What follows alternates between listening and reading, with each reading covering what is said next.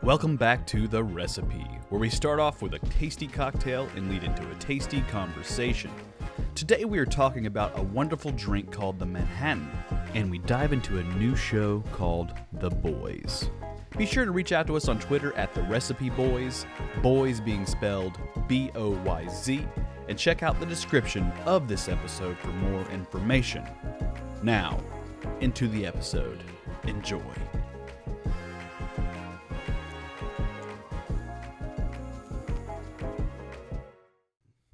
Everyone, welcome back to The Recipe. As always, I'm one of your hosts, Max, and around the room we have Lex and Taylor. Hello. How we doing? We are right back to where we started from. We were in Max's apartment, the place where the magic happened, and we all came to record a podcast. That's right. Please finish that sentence. That's real important. And before we get into the boys, how was everyone's week? Anyone have anything worth mentioning? Or do we just want to talk about this show? Well, there's got to be something that we did. I mean, I made margaritas again the other day, and I got to tell you, they're great. Love them. So today, this episode is called Manhattans with the Boys. There's a double meaning for that. B-O-Y-Z? Well, sort of not in this episode. Not Jeff Bezos' boys. No. Who's Jeff? Oh. I know. Yeah, so if you read the description, you're already a step ahead of Taylor. I know I know that our Twitter handle has BOYZ on the end, but we specifically Manhattan with the Boys because today we're talking about The Boys Amazon TV show. It's pretty new. Spoiler alert later on. But it's a great superhero TV show. Everyone gather around, grab a drink. Today for the Manhattan, we are using a bourbon whiskey, not a rye. It usually calls for a rye. But I'm a fan of bourbon now, and so is Taylor, so we decided to go with the bourbon. We might try a rye later. We have a rye whiskey on tap here, basically. We got options.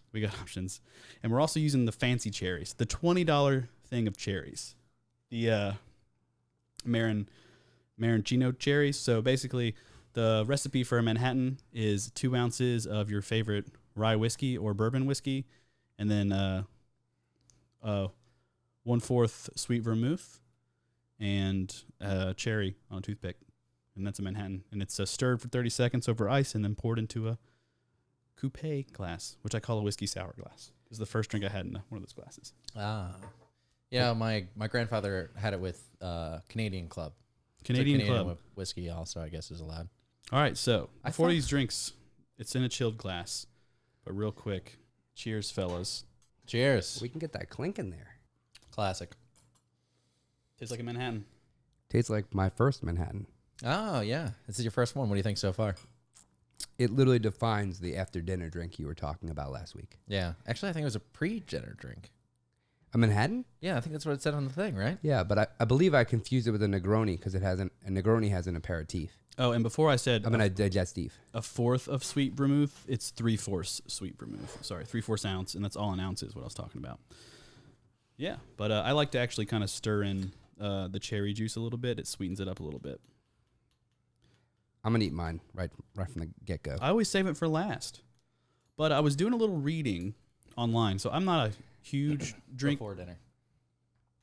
We messed up. We just ate dinner. Well, it's customary for us to eat dinner before the podcast. So yes, but we want to have our drink on the podcast, which is fine. It'd be weird if we ate on the podcast. I feel like people wouldn't really like that. I'm eating my cherry right now. That's fair. That's fine. We have a whole bucket of cherries if you want another. Yeah. Only if you say the name of the cherries one more time. Maraschino cherries. I think that's right, actually. I thought it was maraschino cherries. I know, but I think I think the way that the common pronunciation is technically wrong. Well, I will say that, but I don't know. Actually, you know what? Well, because throw in your little thing there. Luxardo. Pronounce. Yeah, but do it. Yeah, definitely do it because it's driving me nuts. Because Luxardo, they call it maraschino liqueur. So it's is it the same or is it different? Are there any relation? I don't know. But to give you a little history on the Manhattan, I did some light reading. I'm really good with multiple choice, not remembering facts directly. So I'm kind of using some cliff notes here. But apparently the Manhattan originated in Manhattan. At the Manhattan Club in New York City. Are you sure? Maybe. In 1870. It was at a dinner party fundraiser sort of thing, and it was invented by the guy who hosted the event called Dr. Ian Marshall, also known as Trader Vic. Ah. His name was Vic Bergeron. So it was the party was for Lady Randolph Churchill, which is the mother of Winston Churchill, and so she probably liked to drink too. in 1870s. This is like big time drinking time. Doctors made you drink. It's like, oh, you got a cough? Have you read old like cough medicine recipes? I have a vintage prescription from the Prohibition. When people weren't allowed to drink, the only way they can get alcohol is if they had a doctor write them a prescription. So I have a fraudulent prescription. Well, not fraudulent. The doctor was real, but the causes were probably fraudulent. It was like ghosts in your blood. Yeah, no, it was like leg pain. Yeah. Yeah. Oh, okay. So I was wrong. Sorry. The drink was invented by the doctor, but the Lady Randolph hosted the event for a presidential candidate at the time. Oh. So she wasn't a Churchill? No, she was a Churchill. She was Churchill's mom, but she was the Lady Randolph. But she hosted the event for Samuel J. Tilden, presidential candidate at the time. And oh yeah, President Tilden. Oh, good old Tildy. So the drink was apparently really popular at this party. More popular than the president. And it was requested afterwards and eventually became a popular drink. Now, apparently this story is sort of fake. I probably messed up a few facts, but because at the time, Lady Randolph was like in France at the time when this was supposed to happen, so this story could be totally made up and bullshit. Yeah. But hey, 1870, who knows? Do your own research, guys. I mean, don't rely on us for this. I mean, I feel like every cocktail has a fake story that sounds like it could be true. Like the margarita one, where that guy at the party is just like, "Yep, I made a really sweet thing." And all the tiki drinks, like every single drink that has a storied recipe, I think it's probably better that we just buy into the myth because it tastes different. Can we, on like our 10th episode, make a cocktail? Like invent one? Yeah, like invent a new cocktail, but then we also need to immediately invent, and maybe that'd be the entire episode. Is just us making up what it is. Taylor, that is a great idea. Thank you. Yeah, we should definitely do that. But I wanted to say, so we don't have a huge story about the Manhattan. It's a classic cocktail. A lot of you whiskey drinkers out there should know it. But I want to kind of talk about how I led to making this drink and how I kind of made my own little journey getting there. So, on the first podcast, my drink making abilities, although I talked about how I like cocktails, my drink making abilities were pretty shitty. But Lex and Taylor kind of make fun, which is also true, is totally fine. Is I'm a pretty hyper-focused individual. I'll get caught on a subject or something that I enjoy, and I will just kind of go for it. Yeah, you get stuck in the same conversations with Max like all the time. Every time I see him, I ask him the same 3 questions, and he talks to me like it's the first time. I love that about him. But that's the thing. Like, I won't see my friends for weeks or like, sometimes years, and I'll talk to you like I saw you yesterday. Because that's how it should be, right? But what I want to say is, so I kind of got on the cocktail train here, and I was thinking to myself, oh, we can do something. I can rearrange some furniture in my apartment. I can make a liquor cabinet bar thing. I can definitely upset my girlfriend.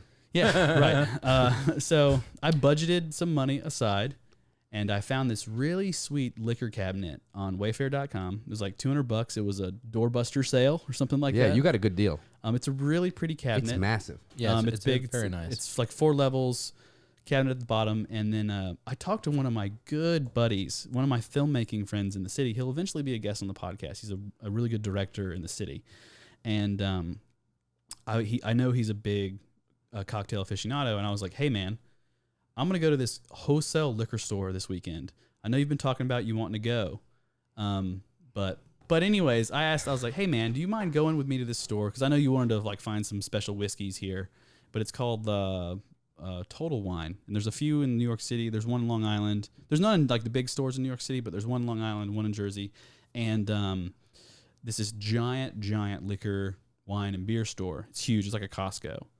And but I'm not an expert. I like drinks, but I'm not an expert on what's good tequila, what's good whiskey, what's good anything. Oh, we'll teach you.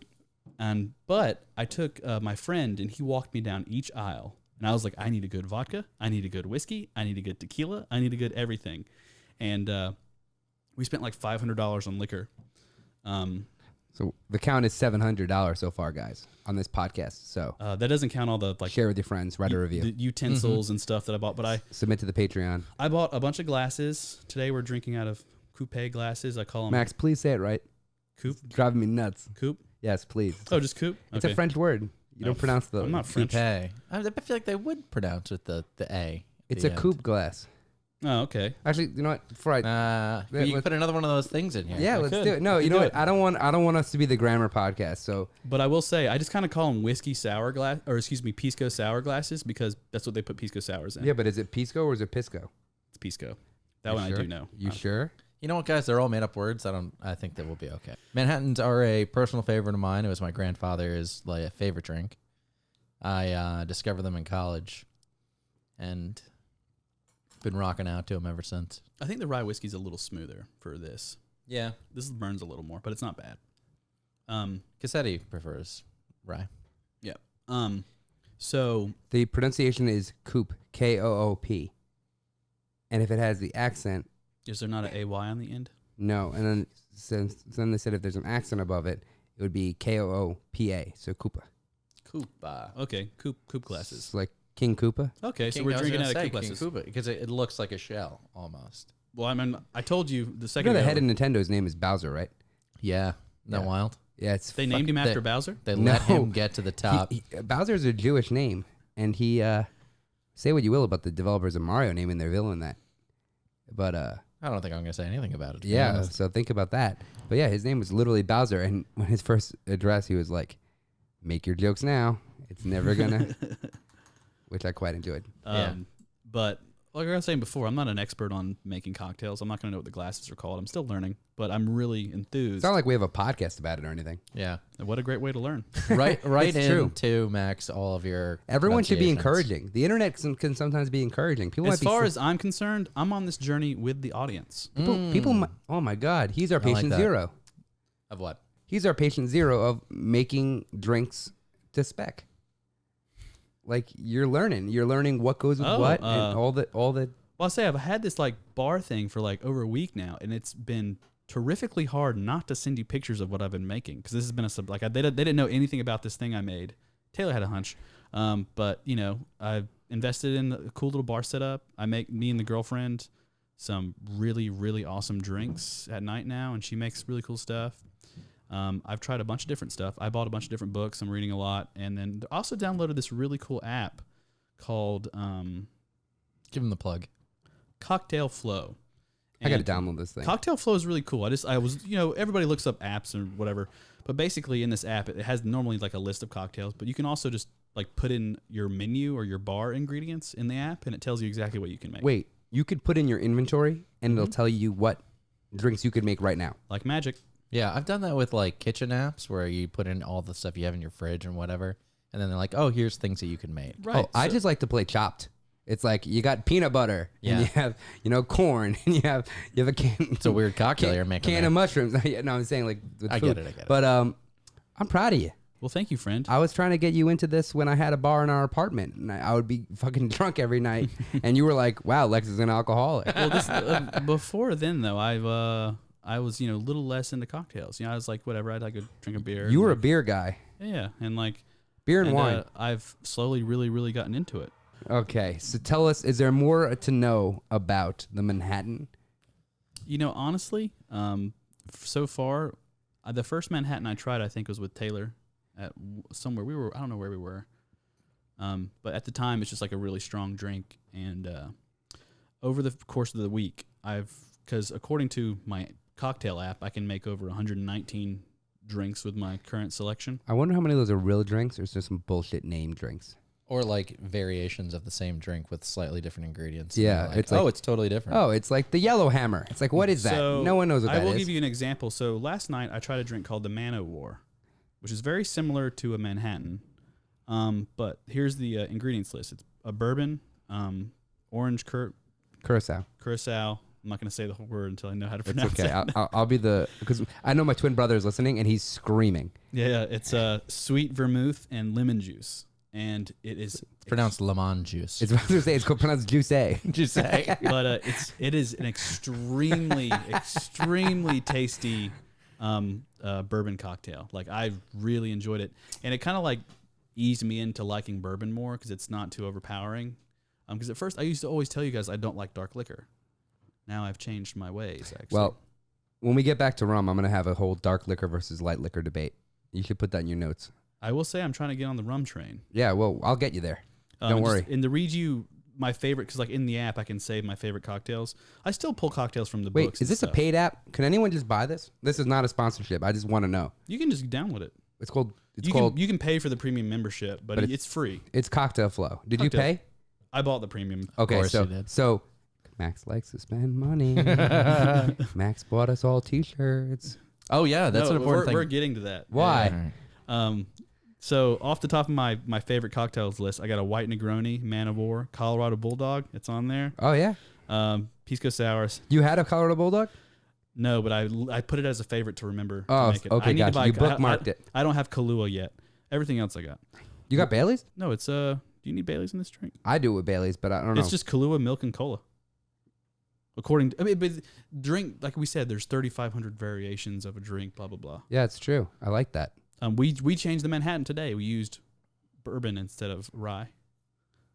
So, So I guess the cocktail cops are coming for us right now. Yeah, I know. And also, if we do our own Colorado Bulldog and we add Bailey's to it, it's like a Manhattan Bulldog. We get to name it.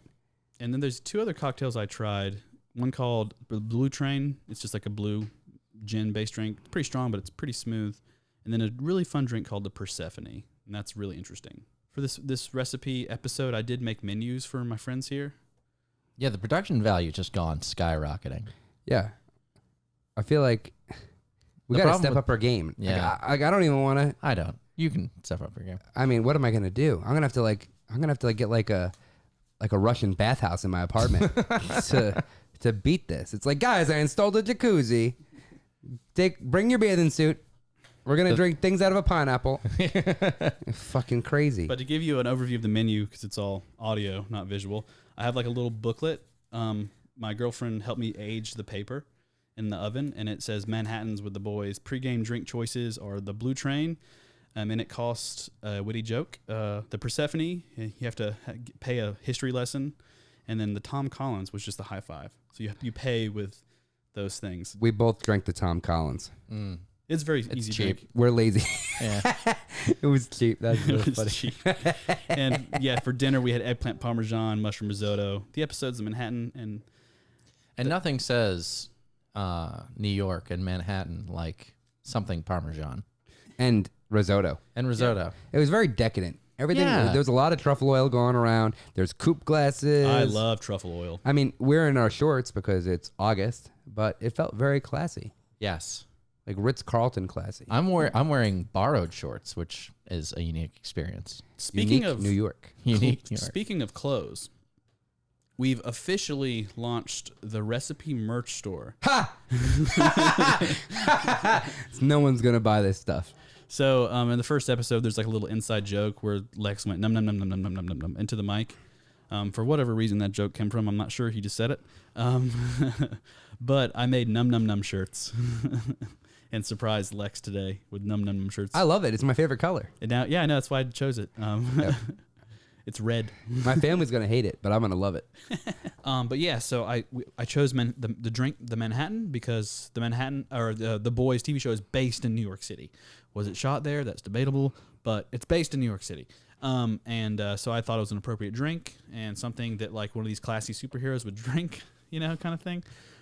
Only the Wonder Woman analog would drink the Manhattan. She was drinking martinis. So Yeah, but she would drink a Manhattan. She might. She'd drink whatever you hand her. She was an alcoholic. She was an alcoholic, yeah. Yeah, That's she'll part drink of the whatever you character. give her. Spoiler alert. we want to start off with some spoilery, Say it one more time. Spoilerish. That's a good one. Spoilerish content for the boys. But we all saw all the episodes. What's crazy is Lex and I texted Taylor like 2 days ago, like, did you see the boys? Because we're doing a thing on that. And he's like, no. But he texted us today. Watched all full eight. I watched all of them last night. To get into the boys, Lex, why don't you like tell us what the show's about, theming, and whatever, without being spoilery, but what it's about.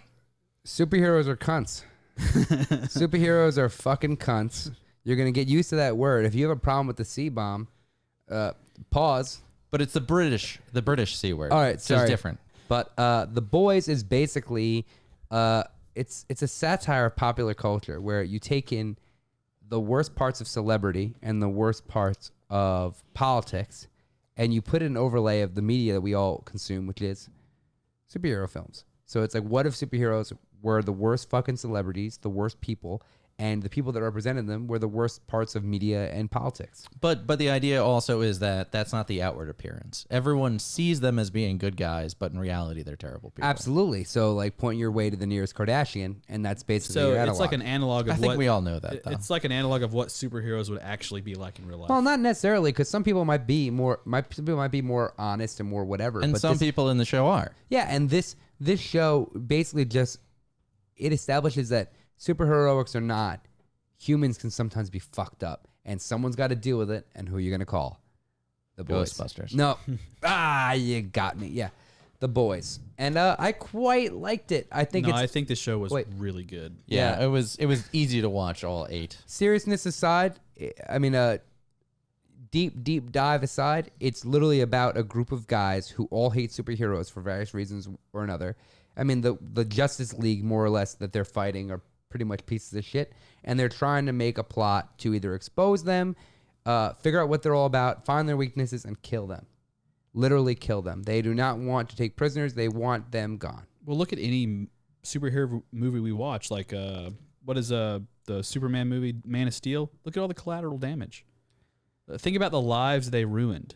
And actually, this show actually kind of follows the lives of people that get ruined. Yeah, I mean, but the thing is, I don't actually think the collateral damage is the main issue. It is with the main character, which is not a spoiler. The collateral damage is definitely the the influence. I think it's the fact that they're all hypocrites and they're all like rapists and they're all alcohol. They are all so flawed people, and they have the power to act on those flaws in ways that other people can't. So we have kind of like the overall theming plot, not necessarily discovering the plot, but understand what the show's about. Do we dive into spoiler content now? Do we? What did you think about it?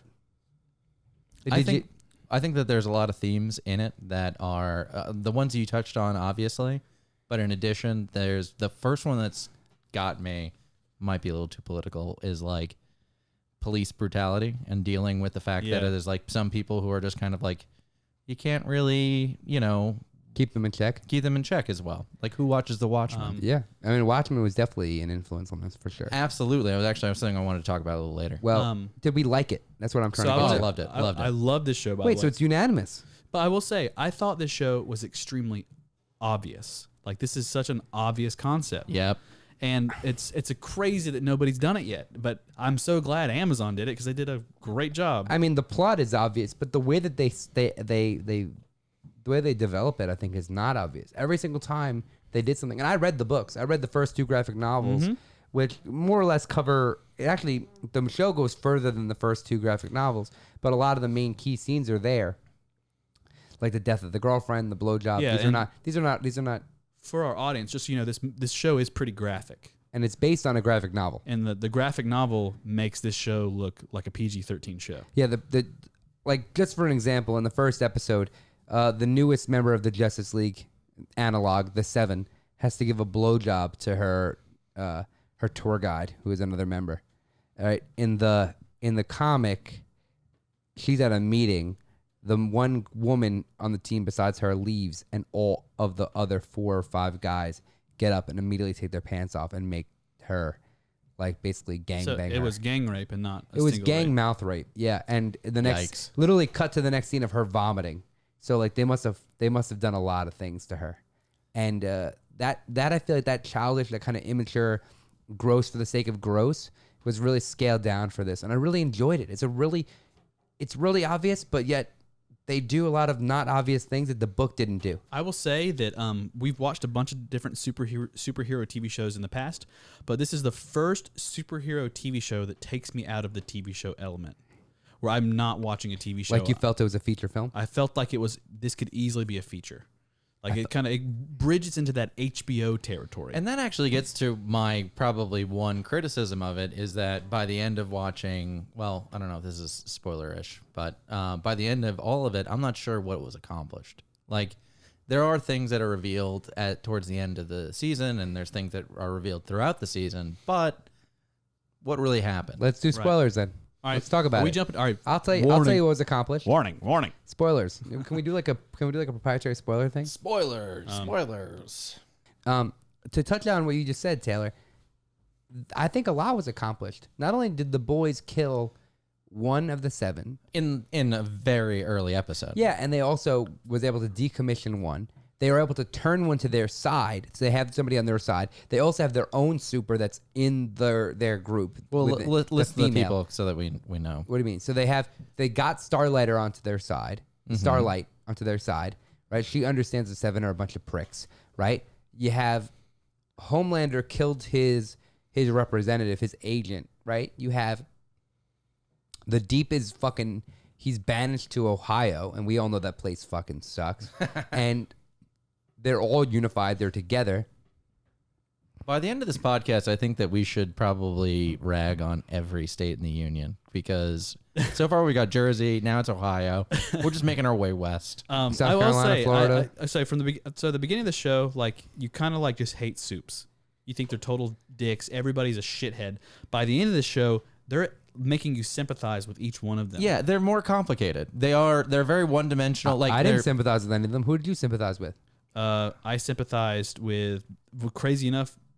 Towards the end, sorta the Deep. I felt kind of bad for him. He was Absolutely basically not. he was raped at the end of it. He was raped, but he was a rapist. I know, but It's it doesn't. true. It doesn't mean that he's like a good Dude, Like he's the boy in every teenage high school movie that like takes advantage of the main girl. Yes, he's I that know. guy. But the thing Oh, is that he's a total fucking dickhead. I'm not denying that.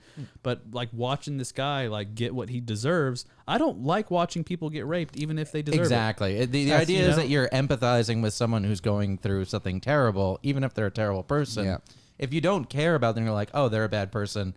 I want bad things to happen to them. What does that really say about you? That's true. And you know what? I'm gonna walk it back. I really liked Homelander. What? I didn't like him as a person. I loved the actor who played him. I gotta say that He did a that great is- job. that His is name is, amazing. It's an amazing performance. job. Not only does he not American English, the American English dialect is not his native tongue. He's from New Zealand, and in interviews you hear his accent. He does an amazing job. Kind of reminds me of Bradley Cooper a little bit. His name's Anthony Yeah, Starr. I think he's Anthony like a Starr, yep. He's half Bradley Cooper and who's the guy from Arrested Development?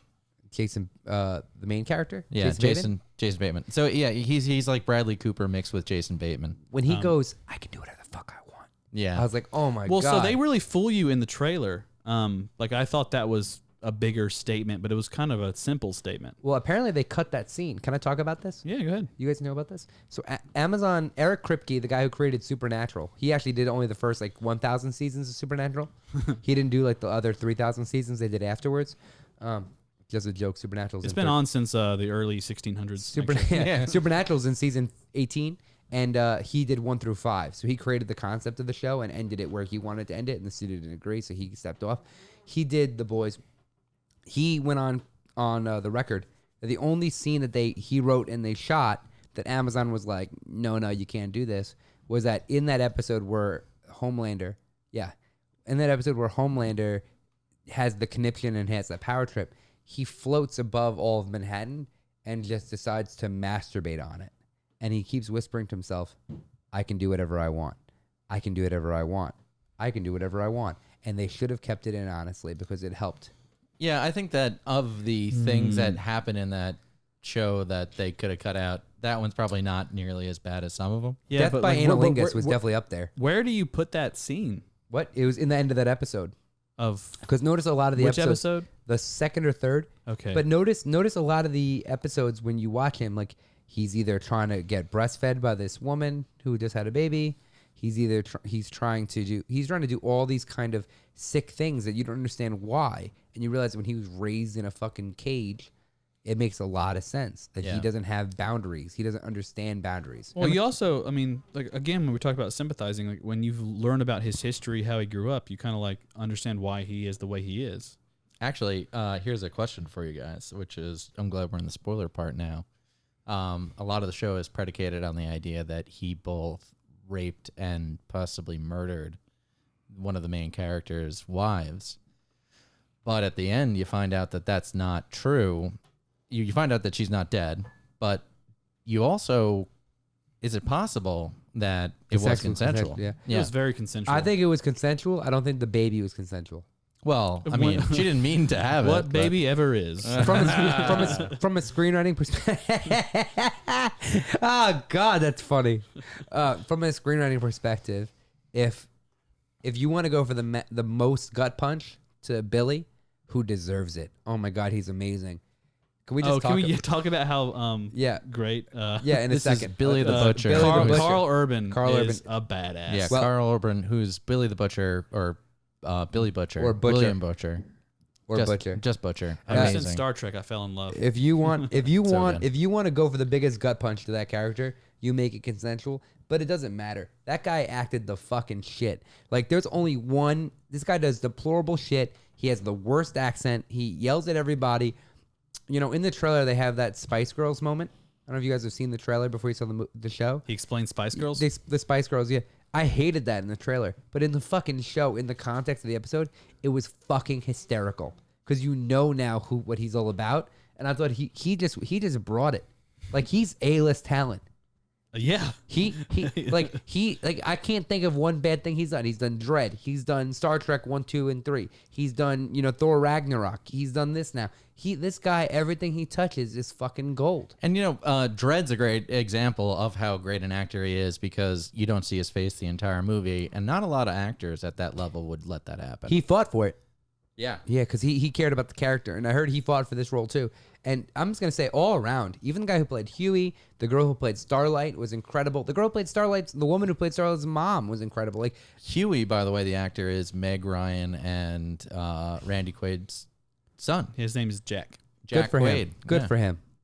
Like, he was making born it all on his own. Oh wow, he's pretty young. He's born in 1992. Yeah, he's a year younger than us. He's about your age. Yeah, and his girlfriend's dead. What are we gonna do? He still has her arms. What? She's still dead. Oh God. It's still. It's only. Dude, I did like that. That's right. I thought you were going with that. I almost. Oh went my there. God. How did you not see that coming? Canceled. Dude, when rigor mortis sets in, you'll be good.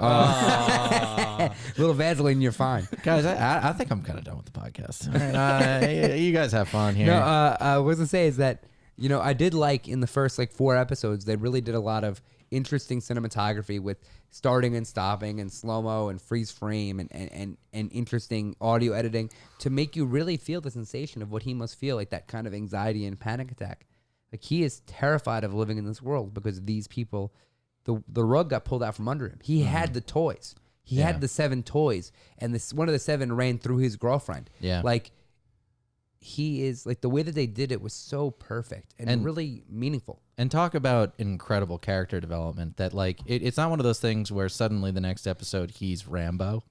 Like, it takes a couple episodes. He's still not Rambo. He didn't even know in the last episode, he didn't know how to use a gun. Yeah, so if you don't know and you don't care, he kills the Invisible Man, which is considered his translucent.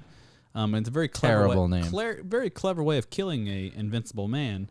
But he kind of has that snapping point where he murders him because he knows he has the power to do it. Oh, the baby with the spaghetti on his face was amazing. That's such a great little thing that they did Oh my there. God, it was awesome. I didn't understand why they kept looking at it until the I end. knew You're just immediately. like, I okay, knew. I get Wait, the explain that to me real The quick. baby with the spaghetti on its face. Remember, it's like, don't make a mess. Keep your By the- hands clean. Keep your hands clean by the sink in the Italian restaurant. And I think that it's a callback to And his father he saying looks at it like a Yeah, lot. yeah. But the idea is that his father is always telling him. he looks at that sign before he kills translucent. But he looks at him. It looks Right. at it several times before that. And the thing is that his father makes this point to say, like, you're not one of those guys. You're not the go-getter dude. You're not the one that stands up Stay for clean, yourself. And basically. he did want his hands it. clean. He wanted nothing to do with what Billy Butcher was doing. And he decided, I'm going to press this button because it's going to put me on a different path. And he pressed it and looked at the baby and was like, that's not going to be me. Like, I'm not going to be the one who keeps my hands clean. I'm Right. done following the rules. I want to shake things up. And guess what? He gets the girl. Like, he did everything. Like, if there's anyone who's deplorable in this show, it's the two of them. She's and amazing. I mean, she's such a great character. Yeah. I really, really well loved written. her. Yeah. Phenomenal. I mean, We're talking about Only bested by Black Noir. right. loquacious black noir. Would you guys have killed translucent? Yeah, of course. At that point, I think that the algebra, if you are aware of what was going on, you're gonna die. I think it was really clever where they wrote in where she talks about how translucent was seeing his son on the side. Yeah, I don't know if I'd kill a dad, but he didn't know. You know, and he like kind of realizes these are people too. That's where they start to dive into the fact that these are people. Yeah, but too. I would definitely kill A-Train. I think it really annoyed me that one Starlight didn't kill him, and the girl, the female, Kimiko. Also, his girlfriend, that poor woman. I really sympathize with Popclaw. I mean, I find her a little bit less attractive now. Oh, because she killed the man with her ass. Yeah, and that's like. Was it her ass? I mean, if it's a way to go out, that's kind of the I mean, Gucci come on, area. it's the whole thing. It's a pretty good- She smushed a guy's head with her vagina. No, he was licking her asshole. It was the whole package there. Yeah, she sat If on you his open face. your mouth wide What enough, director's cut did you get where you could see the angle with what he's going on here? She was telling him, eat my Lex ass. was directing. Oh, he that. was saying that, yeah. She said it like 11 times. He was there. He He was in directed the the room. scene. I actually know that actress. She was at my apartment last week. By the way, can I borrow money? All right, so since we're talking about where this thing was shot, basically, I'll let you know where it was shot. It was shot in Toronto and Ontario. I fucking knew it. Oh, just 'Cause like the none Hulk. of that. First of all, again, That's basically New York. not rubbing your faces in it, but I told you that was You not are. fucking Penn I Station. never said anything. Yeah, but you know what? His- that's his- what the Incredible Said it Hulk was did. based They in shot New York. Toronto and doubled it for Harlem. And if anyone's been to Harlem, Yeah, but they have fucking Avengers budget. no, that was a Marvel second film. They had Which no one? money.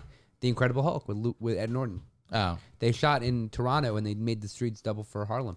Max and I walked the streets where they had the Abomination and Hulk run at each other. But yeah, so The Boys, I give it how many Manhattans out of 10? No. you shit on that idea. No. real hard. How many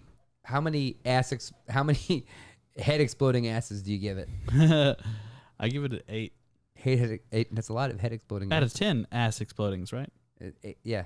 Yeah, 8 out of 10 ass explodings. Well, I do not care for this metric we're using. I will say that I'd probably give it an 8, 7, like high 7 to an 8.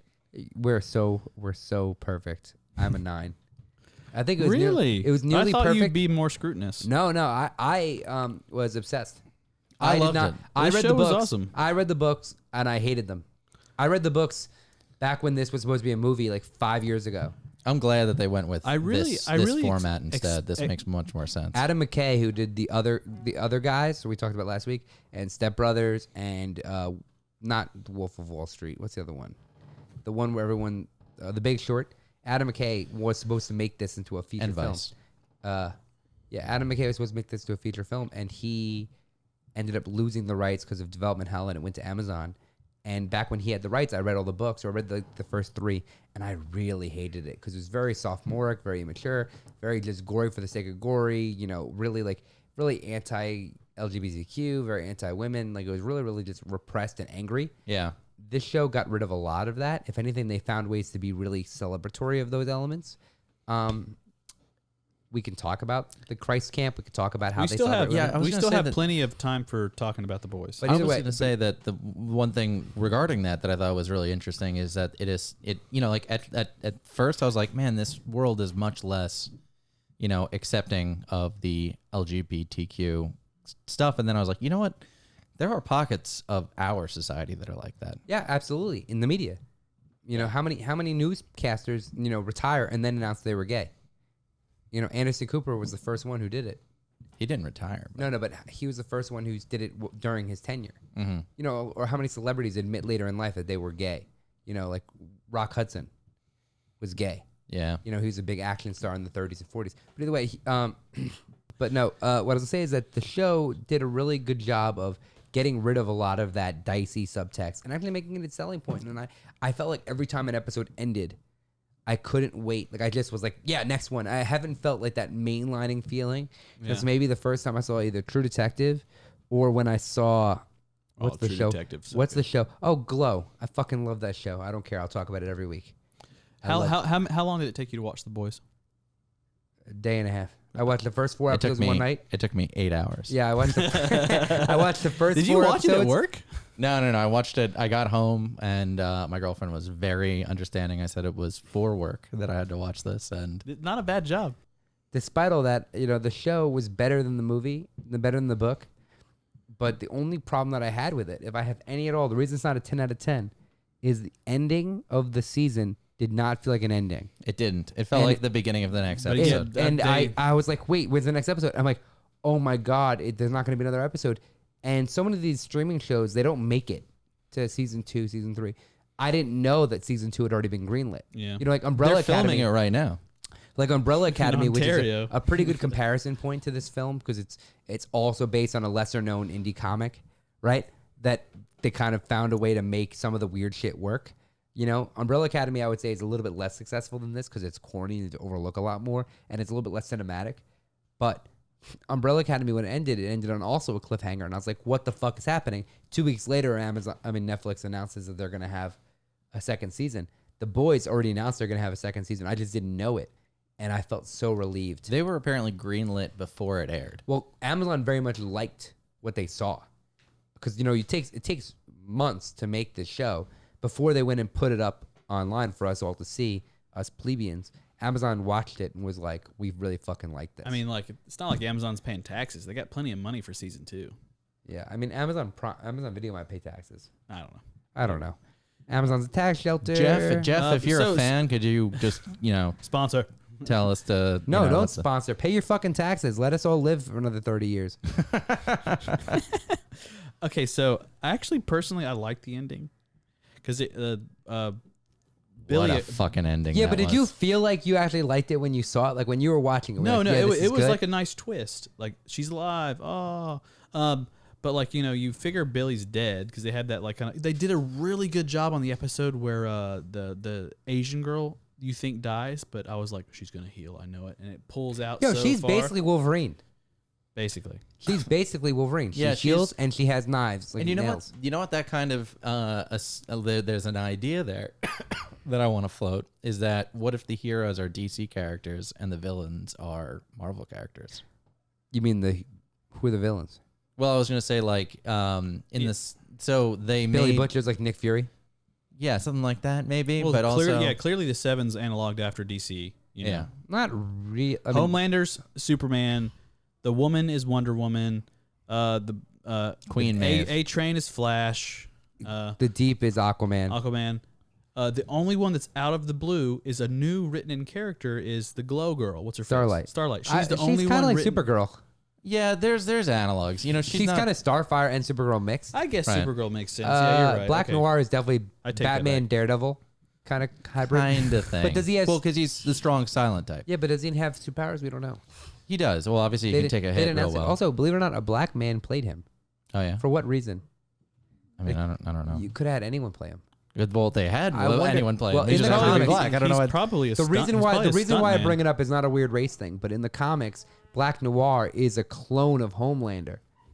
He's a clone of Homelander who doesn't want to use his celebrity. spoiler alert. Yeah, so this is I don't think they're gonna do this because what happens is that it turns out that everything Homelander does that's depraved and disgusting, Black Noir was secretly doing.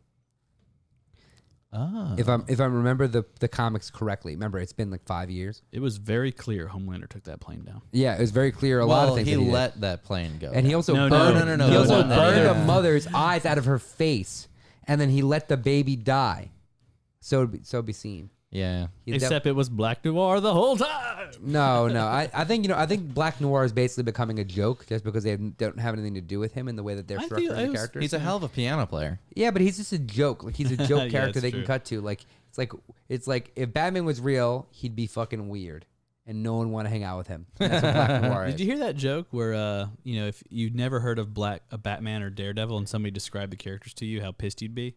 Why? There's this one superhero who's blind who uses echolocation for superpowers, and there's another guy who's like he jumps off buildings. He has a lot of gadgets, and the guy who's blind is called Daredevil, and the other guy is called Batman. Yeah. The guy with When echolocation. he goes, oh, sonar like a submarine. Like a submarine. Like a submarine, Mr. A Wayne. submarine. I fucking love that line. Oh, it's That's so the good. best line of all the Dark Knight movies, um, outside of like anything the Joker says. Everyone write in your favorite line and tell Lexi. No, at Taylor Mason. At Hey There Taylor. Hey There Taylor. Okay, don't do that. Yes, So- please so- do it. He loves it. I was kind of disappointed in this because clearly Homelander was an analog for Superman. They didn't introduce. And Captain America a little bit. He was a little bit like Cap. he had No. the patriotic Steve Rogers frontman USO kind of thing happening. And if you ask Anthony Starr, he said that he based just as much reference on Superman as he did for Captain America. I don't know. He was more like Jesus to these people. Yeah, I know, but what I'm saying Well, is he did that whole thing with the flying with his arms. And that out one kind guy of who thing. was the analog for like Christianity and stuff was pretty funny. And he was then, like Plastic Man or Mr. Fantastic. but I was kind of disappointed. I thought they were gonna because they were gonna introduce some form of a kryptonite, but clearly he has no weaknesses in this universe. Yeah, he does. The girl he killed, His reputation. that's true, but he's still invincible. Yeah, honestly, did you see? Well, I wonder if they put a bomb up his butt, what would happen? Nothing. Did you see Bright? That movie called Bright. You mean Brightburn? Brightburn. Sorry. No, right. you saw it. We didn't see it. yeah. So Brightburn kind of did it first, but it's the analog of what would happen if Superman landed on evil. Earth and he was like a misunderstood like child Mm-hmm. and wanted to do bad things, and he's invincible and he can do whatever he wants. So always some of my favorite comic books are the ones that show the heroes as the villains, and the real good one is the Injustice series, which is based on a video game actually. But in it, Superman basically is a similar character where he just kind of tries to take over the world, and that's one of the things that like I totally get what the boys are aiming for, is that any kind of consolidation of power to that extent where these people are like unstoppable. Like I totally get that. Yeah, You but know, they never tell you why that they hate outside of Billy and Huey. You don't know why any of them hate the Super so I don't much. think they hate him necessarily Yeah, so much as they. what is Mother's Milk's motivation? Why is he risking his wife and his kid for this? That's a good question. They don't explain that. Yeah, and Yeah.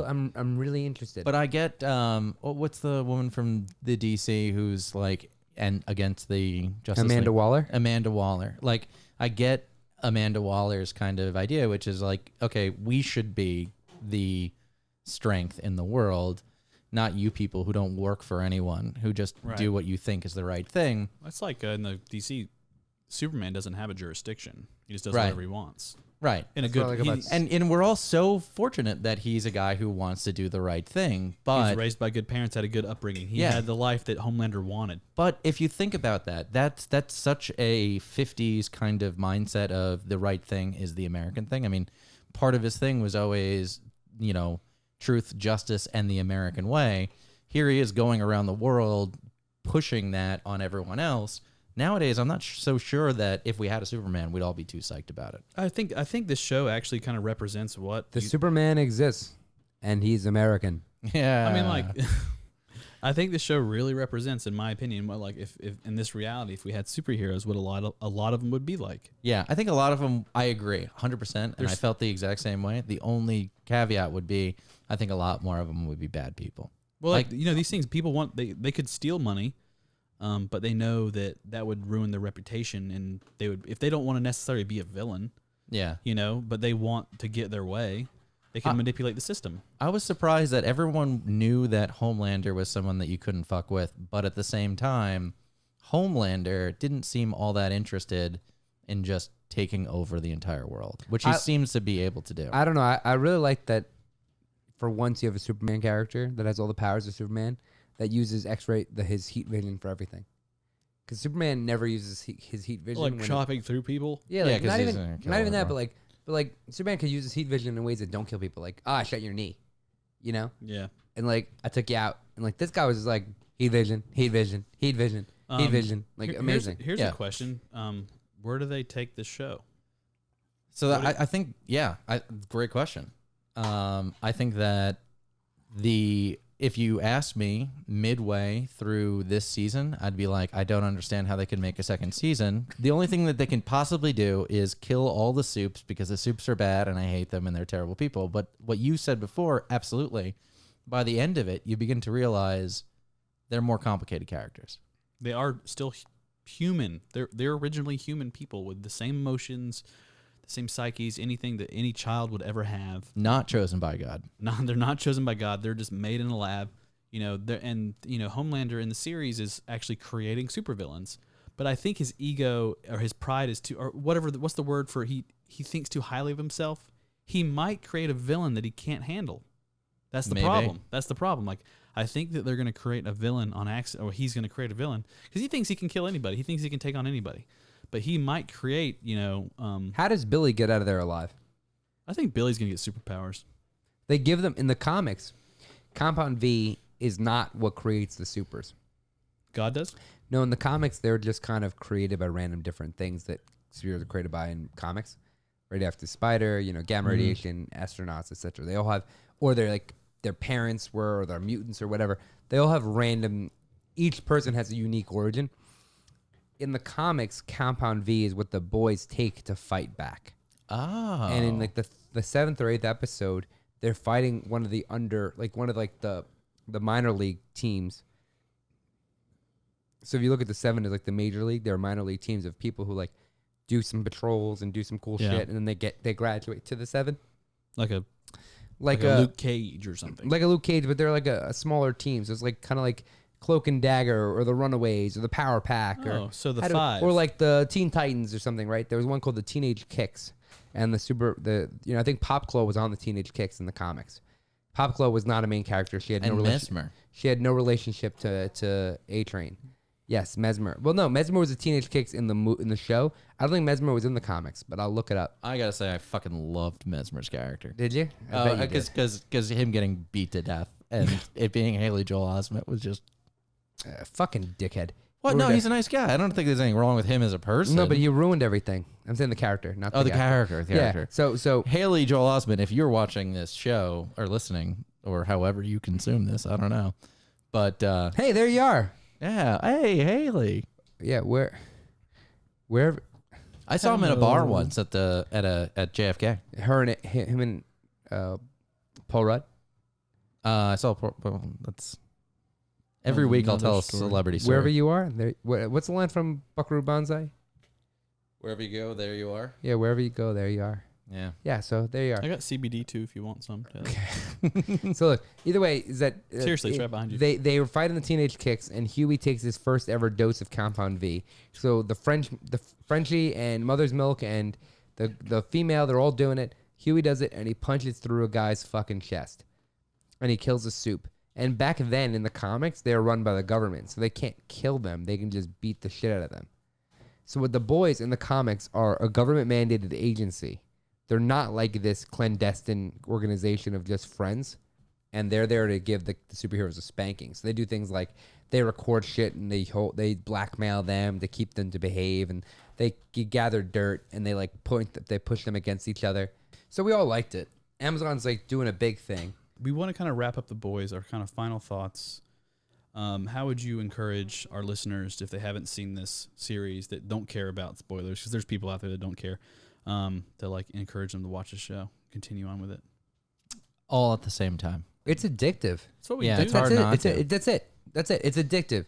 If you watch the first episode, if you don't love it and want to watch the second episode, then it's not for you. If you can't wait to see the second episode, you're going to watch all 8. I was never bored. And that's it. That's my last note. I was never bored. I was enwrapped. I thought I was going to just like it because I thought the comic was kind of shitty, but the trailers looked good. And I loved it. Right. I really loved it. But Lex did make a promise last time. Reviews. So to kind of tail off this episode, Lex is going to read us some reviews from the Apple iTunes, because you can leave a review of us and what you think of this podcast on Apple iTunes, even though you probably listen to it on Spotify. Yeah. Can you leave a review on Spotify? No. Ah, fuck it. Yeah, this is in lieu of viewer mail. Are these all of them? Listener mail. Okay, great. So this we're unanimously 5.0. We're hot. We're hot. 5.0. Love the content and the flow between these 3 guys is very natural and funny! Exclamation point. Feels like a fun, effortless hangout between these dudes. Can't wait to hear more. The Marvel content is also 50% detailed and on point. Oh no, sorry. The Marvel content is also so detailed and on point. Cheers to that, Taylor. I'm with you. You're wrong. We have no chemistry, and I don't think we know anything about Marvel. No, I'm kidding. This is amazing. I don't actually know you guys. I failed chemistry. 5.0 again. We are rolling. We're hot. Killing it. Seems like a solid start for the podcast. The group vibes. Well, I am excited to hear more. Grammar is dead on the internet. Love the cocktail idea and local shout outs to NYC. NYC in the house. I love it. Let's see how many more we got. I'll do 2 more. Read the screen name. Oh, that was by the dude 2319. Like the dude, like the Big Lebowski. He listens. The dude abides. No, someone who watches that movie listens. So another 5-star review by Dan Heater 5007. I must say, I was highly surprised with this podcast. Oh. I went searching on iTunes for food podcasts, and this came up. I listened to the first podcast, and I will say it's drawn me in on today's entertainment, cinema, and everyday life. I never knew how much I could enjoy 3 guys talking about movies and today's current events. The host, Max, seems to be really good at drawing in his his co-hosts into their topics. Mm-hmm. The sound quality is exceptional. The hosts are funny and just seem like great down-to-earth people. It's like listening to a podcast and having a conversation with my friends. I give this a 5 out of 5 review. I would suggest anyone who enjoys cinema conversations as well as current events to give this podcast a listen. Who did you blow, Max? Yeah. We haven't talked about the crisis in Brazil. It's not who, it's how many. Ooh. And then we got last one. She who shall not be named ever. Ooh, Harry Potter fan. Wow. Talk about a mix of characters that blend together perfectly. Was really entertaining to listen to. Can't wait for the next episode. These are all within the past month. We're doing pretty well, guys. Well, we've only been on for a month. So I'm kidding. As always, guys, this was the recipe. We always start off with a tasty cocktail and lead into a tasty conversation. I am Max. We have Taylor and Lex on the mics, as always. Thank you so much for listening. Follow us on Twitter and Instagram at The Recipe Boys. That is spelled BOYZ on the end, not boys, the regular word. But thank you so much for listening. Let us know what you think. Give us a review so next week Taylor can read it out on the episode. You can review us on iTunes or just listen to us on Spotify. That's totally fine. You can find us on Twitter. Tweet us what you think, what you want to hear, questions, or things you disagree with. Yeah, let's get more Twitter stuff. Yeah. Let us know. Tweet at Hey There Taylor. It's not me, so good. I will tell you, we know we are not the experts. We claim that. And that's okay. We're here for discussion, right? And at the same time, you can find us on multiple social media platforms. Follow us, find pictures of the drinks, stuff like that. And we're here. We really enjoy it, and thank you so much. Cheers. Thanks. Cheers. All right. Peace out, guys.